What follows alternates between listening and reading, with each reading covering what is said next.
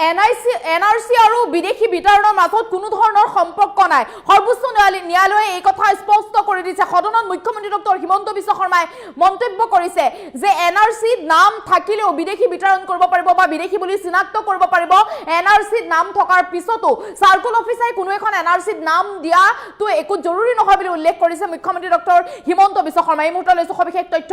এনআৰচিত নাম থকাৰ পিছতো বিদেশী বুলি চিনাক্ত কৰিব পাৰিব। এনআৰচি আৰু বিদেশী বিতৰণৰ মাজত কোনো ধৰণৰ সম্পৰ্ক নাই। মুখ্যমন্ত্ৰী ডক্টৰ হিমন্ত বিশ্ব শৰ্মাই মন্তব্য কৰিছে।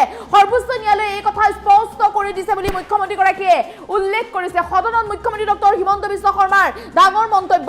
সদনত মুখ্যমন্ত্ৰীগৰাকীয়ে মন্তব্য কৰিছে এনআৰচি আৰু বিদেশী বিতৰণৰ মাজত কোনো সম্পৰ্ক নাই। এজন আবেদনকাৰীয়ে আবেদন কৰিছিল বিদেশী বহিষ্কাৰ সন্দৰ্ভত। মুখ্যমন্ত্ৰীগৰাকীয়ে সদনত কৰা মন্তব্য এনআৰচিত নাম থকাৰ পিছতো বিদেশী চিনাক্ত কৰাৰ অযুক্তিকৰ বুলি উল্লেখ কৰিছিল।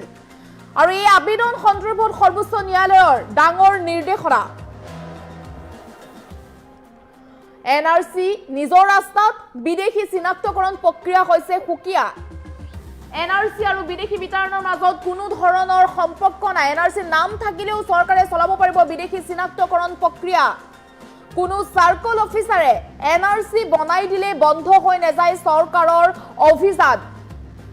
1951 চনলৈ উভতি যোৱাৰ প্ৰশ্নই নাই। 1971 চনে হ'ল অন্তিম সীমা। মুখ্যমন্ত্ৰী ডক্টৰ হিমন্ত বিশ্ব শৰ্মাই বৃহৎ মন্তব্য কৰিছে বিদেশী চিনাক্তকৰণৰ বাবে এতিয়াৰে পৰা ট্ৰিবিউনেলত যোৱাৰ কোনো দৰকাৰ নাই। বিদেশী চিনাক্তকৰণ সন্দৰ্ভত সদনত মুখ্যমন্ত্ৰী ডক্টৰ হিমন্ত বিশ্ব শৰ্মাই কৰিলে বৃহৎ মন্তব্য কৰিছে। এনআৰচি আৰু বিদেশী বিতৰণৰ মাজত কোনো সম্পৰ্ক নাই বুলি মুখ্যমন্ত্ৰীগৰাকীয়ে উল্লেখ কৰিছে। যিহেতু বহু সময়ত দেখিবলৈ পোৱা যায় যে বহুলোকে উল্লেখ কৰে যে এনআৰচিৰ নাম আছে কিন্তু বিদেশী বুলি চিনাক্ত কৰা হৈছে। মুখ্যমন্ত্ৰীগৰাকীয়ে এই কথা স্পষ্ট কৰি দিলে যে এনআৰচি আৰু বিদেশী বিতৰণৰ মাজত কোনো সম্পৰ্ক নাই। এই কথা মুখ্যমন্ত্ৰীগৰাকীয়ে উল্লেখ কৰিলে। সৰ্বোচ্চ ন্যায়ালয়ে স্পষ্ট কৰি দিছে এই কথা বুলি মুখ্যমন্ত্ৰীগৰাকীয়ে উল্লেখ কৰিছে। সদনত মুখ্যমন্ত্ৰী ডক্টৰ হিমন্ত বিশ্ব শৰ্মাৰ ডাঙৰ মন্তব্য। মুখ্যমন্ত্ৰীগৰাকীয়ে এই কথা উল্লেখ কৰিছে যে এজন আবেদনকাৰীয়ে আবেদন কৰিছিল বিদেশী বহিষ্কাৰ সন্দৰ্ভত। উল্লেখ কৰিছিল যে এনআৰচিৰ নাম আছে কিন্তু এনআৰচিৰ নাম থকাৰ পিছতো বিদেশী চিনাক্ত কৰা অযুক্তিকৰ বুলি উল্লেখ কৰিছিল। এই আবেদন সন্দৰ্ভত সৰ্বোচ্চ ন্যায়ালয়ে ডাঙৰ নিৰ্দেশ দিছে যে এনআৰচি নিজৰ ৰাস্তাত, বিদেশী চিনাক্তকৰণ প্ৰক্ৰিয়া হৈছে সুকীয়া। এনআৰচিৰ নাম থাকিলেও চৰকাৰে চলাব পাৰিব বিদেশী চিনাক্তকৰণ প্ৰক্ৰিয়া। এতিয়াৰ পৰা এনআৰচিৰ লগত কোনো কথা নাই। এনআৰচিৰ নাম থাকিলেও বিদেশী বুলি চিনাক্তকৰণ কৰিব পাৰিব বা বিদেশী বুলি ক'ব পাৰিব। এনআৰচিৰ নাম থাকিলেও কোনো চাৰ্কল অফিচাৰে এনআৰচি বনাই দিলে বন্ধ হৈ নাযায় চৰকাৰৰ অভিযান। মুখ্যমন্ত্ৰী ডক্টৰ হিমন্ত বিশ্ব শৰ্মাই মন্তব্য কৰিছে 1951 চনলৈ উভতি যোৱাৰ প্ৰশ্নই নাই। 1971 চনেই হ'ল অন্তিম সীমা বুলি মুখ্যমন্ত্ৰীগৰাকীয়ে উল্লেখ কৰিছে। বিদেশী চিনাক্তকৰণৰ বাবে এতিয়াৰ পৰা ট্ৰিবিউনেলত যোৱাৰ দৰকাৰে নাই। বিদেশী চিনাক্তকৰণ সন্দৰ্ভত সদনত মুখ্যমন্ত্ৰী ডক্টৰ হিমন্ত বিশ্ব শৰ্মাই বৃহৎ মন্তব্য কৰিছে। যিহেতু বহুলোকে কয় যে এনআৰচিৰ নাম আছে কিন্তু বিদেশী বুলি কেনেকৈ চিনাক্ত কৰিলে, সেই কথা মুখ্যমন্ত্ৰীগৰাকীয়ে স্পষ্ট কৰি দিছে সকলোকে যে এনআৰচিৰ নাম থাকিলেও বিদেশী বুলি চিনাক্ত কৰিব পাৰিব। এনআৰচিৰ নাম, এনআৰচি আৰু বিদেশী বিতৰণৰ মাজত কোনো ধৰণৰ সম্পৰ্ক নাই। সৰ্বোচ্চ ন্যায়ালয়ে এই কথা স্পষ্ট কৰি দিছে বুলি মুখ্যমন্ত্ৰী ডক্টৰ হিমন্ত বিশ্ব শৰ্মাই মন্তব্য কৰিছে। সদনত মুখ্যমন্ত্ৰী ডক্টৰ হিমন্ত বিশ্ব শৰ্মাৰ ডাঙৰ মন্তব্য। মুখ্যমন্ত্ৰীগৰাকীৰ মন্তব্য আছে এই মুহূৰ্তত, মন্তব্য শুনাই ল'ব বিচাৰিছো।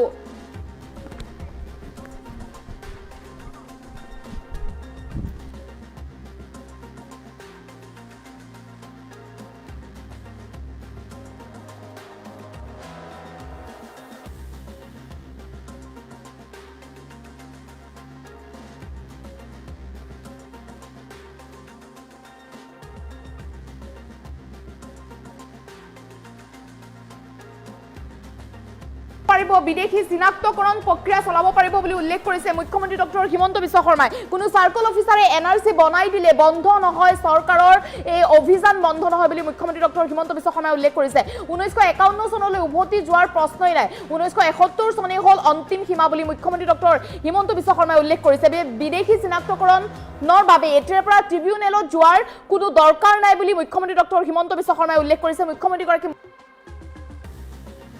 ভাৰতৰ কেইদিনমান আগতে ভাৰতৰ মহামান্য সুপ্ৰিম কোৰ্টে এটা বিশেষ জাজমেণ্ট দিয়ে।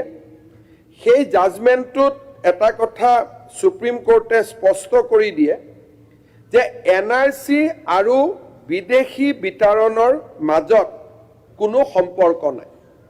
অৰ্থাৎ ইয়াত কৈছে যে যিটো আমি ফাইনেল কথাটো কৈছোঁ এজন আবেদনকাৰীয়ে তেওঁ সুপ্ৰিম কোৰ্টত গৈ আবেদন কৰিলে যে মোৰ NRCত নাম আছে, কিন্তু নাম থকা সত্ত্বেও ট্ৰিব্যুনেলে মোক ফৰেনাৰ্ছ বুলি ডিক্লেয়াৰ কৰিলে। এই কেছটো হ'ল ৰফিকুল হক ভাৰ্চেছ ইউনিয়ন অফ ইণ্ডিয়া। তেওঁ গৈ সুপ্ৰিম কোৰ্টত দাবী কৰিলে বা সুপ্ৰিম কোৰ্টত আবেদন কৰিলে যে মোৰ নামটো যিহেতু NRCত ইতিমধ্যে সোমাইছে, সেইবাবে ৰাজ্য চৰকাৰে বা ভাৰত চৰকাৰে মোক এই ক্ষেত্ৰত কোনো ধৰণৰ মোৰ বিৰুদ্ধে ন্যায়াধিকৰণত কেছ নহ'ব বা মোক যিটো ফৰেনাৰ্ছ ডিক্লেয়াৰ কৰিছে সেই ব্যৱস্থাটো ইলিগেল বা সেই ব্যৱস্থাটো সুপ্ৰিম কোৰ্টে স্থগিত কৰিব লাগে। ইয়াতে সুপ্ৰিম কোৰ্টে তেওঁলোকক ক'লে ইণ্টাৰিম প্ৰথম ষ্টে আছিলে, তাৰ পিছত সুপ্ৰিম কোৰ্টে ক'লে the inclusion of the name of the appellant in the draft NRC would have no bearing on the order passed by the tribunal. অৰ্থাৎ ফৰেনাৰ ট্ৰিব্যুনেলে নিজৰ ৰাস্তাত যাব, NRC নিজৰ ৰাস্তাত থাকিব। NRCত নাম থকাৰ পিছতো সন্দেহৰ ভিত্তিত ৰাজ্য চৰকাৰে ফৰেনাৰ্ছ ডিটেকশ্যন কৰি থাকিব পাৰিব। কোনোবা চাৰ্কুল অফিচাৰ এজনে NRC এখন বনাই দিয়া মানেই ৰাজ্য চৰকাৰৰ হাত ভৰি বন্ধ হৈ নাযায়। আমি বিদেশী চিনাক্তকৰণৰ কাম NRCত নাম থকাৰ পিছতো আমি বিদেশী চিনাক্তকৰণৰ কাম আমি অব্যাহত ৰাখিব পাৰিম। অধ্যক্ষ মহোদয়, কেতিয়াবা আমি চৰকাৰক কথা কওঁ, মহামান্য সুপ্ৰিম কোৰ্টে চিটিজেনশ্বিপ 6Aৰ ওপৰত এটা জাজমেণ্ট দিলে। জাজমেণ্টত ক'লে যে 1971 উইল বি কাট অফ। তাক আমছুৱে আদৰণি জনালে, তাক কংগ্ৰেছ দলৰ বহুকেইজন বিধায়কে আদৰণি জনালে আৰু ছাত্ৰ সন্থায়ো আদৰণি জনালে যে এতিয়াৰ পৰা 71 উইল বি কাট অফ। অধ্যক্ষ মহোদয়, জাজমেণ্টক আমি আদৰণি জনালো, কিন্তু জাজমেণ্টৰ ভিতৰত লিখা কথাখিনি আমি কোনে কিমান ভাল কৰি পঢ়িলো তাৰ ওপৰত এটা প্ৰশ্নবোধক চিন থাকি যায়। সুপ্ৰিম কোৰ্টে এই জাজমেণ্টৰ সময়ত এটা কথা সুপ্ৰিম কোৰ্টে স্পষ্টভাৱে উল্লেখ কৰিলে, and this is a constitutional bench, সাংবিধানিক বিচাৰপীঠ এইখন। ইয়াতে 5জন সুপ্ৰিম কোৰ্টৰ জাজ আছিলে, chief justice DY Chandrachud, justice Surya Kant Mishra, MM Sundaresh, Manoj Mishra আৰু JB পাদিৱালা। মাইনৰিটি জাজমেণ্টত JD পাদিৱালাই ক'লে যে 71 কাট অফ ইজ ৰং, কাট অফ ইজ 51, য'ত ভাৰতৰ লগত একে কাট অফ হ'ব। কিন্তু মেজৰিটি জাজমেণ্টে ক'লে যে cut off will be 1971। Assam চুক্তি অনুসৰি যিখন সংসদে চুক্তি বনাইছে তাক আমি ন্যায্যতা প্ৰদান কৰিছোঁ। এতিয়া আৰু 51লৈকে ঘূৰি যোৱাৰ প্ৰশ্ন নাই। 1971 will be the cut off year. কেইদিনমান আগতে ভাৰতৰ মহামান্য সুপ্ৰিম কোৰ্টে এটা বিশেষ জাজমেণ্ট দিয়ে। সেই জাজমেণ্টটোত এটা কথা সুপ্ৰিম কোৰ্টে স্পষ্ট কৰি দিয়ে যে NRC আৰু বিদেশী বিতৰণৰ মাজত কোনো সম্পৰ্ক নাই। অৰ্থাৎ ইয়াত কৈছে যে, যিটো আমি ফাইনেল কথাটো কৈছোঁ, এজন আবেদনকাৰীয়ে তেওঁ সুপ্ৰিম কোৰ্টত গৈ আবেদন কৰিলে যে মোৰ NRCত নাম আছে, কিন্তু নাম থকা সত্ত্বেও ট্ৰিব্যুনেলে মোক ফৰেনাৰ্ছ বুলি ডিক্লেয়াৰ কৰিলে। এই কেছটো হ'ল ৰফিকুল হক ভাৰ্চেছ ইউনিয়ন অফ ইণ্ডিয়া। তেওঁ গৈ সুপ্ৰিম কোৰ্টত দাবী কৰিলে বা সুপ্ৰিম কোৰ্টত আবেদন কৰিলে যে মোৰ নামটো যিহেতু NRCত ইতিমধ্যে সোমাইছে, সেইবাবে ৰাজ্য চৰকাৰে বা ভাৰত চৰকাৰে মোক এই ক্ষেত্ৰত কোনো ধৰণৰ মোৰ বিৰুদ্ধে ন্যায়াধিকৰণত কেছ নহ'ব বা মোক যিটো ফৰেনাৰ্ছ ডিক্লেয়াৰ কৰিছে সেই ব্যৱস্থাটো ইলিগেল বা সেই ব্যৱস্থাটো সুপ্ৰিম কোৰ্টে স্থগিত কৰিব লাগে।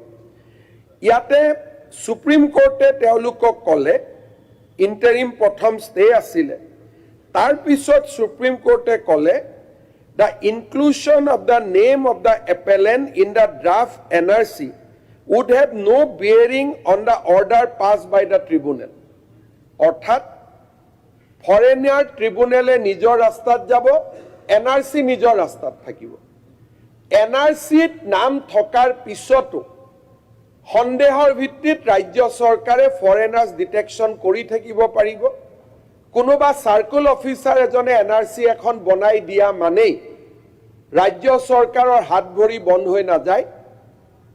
আমি বিদেশী চিনাক্তকৰণৰ কাম NRCত নাম থকাৰ পিছতো আমি বিদেশী চিনাক্তকৰণৰ কাম আমি অব্যাহত ৰাখিব পাৰিম।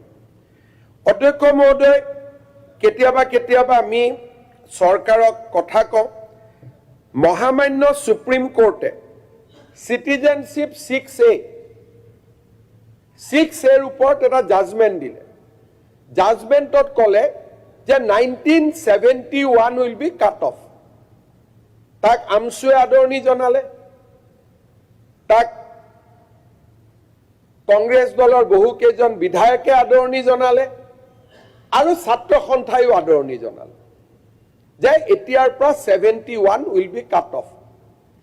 অধ্যক্ষ মহোদয়, জাজমেণ্টক আমি আদৰণি জনালো, কিন্তু জাজমেণ্টৰ ভিতৰত লিখা কথাখিনি আমি কোনে কিমান ভাল কৰি পঢ়িলো তাৰ ওপৰত এটা প্ৰশ্নবোধক চিন থাকি যায়।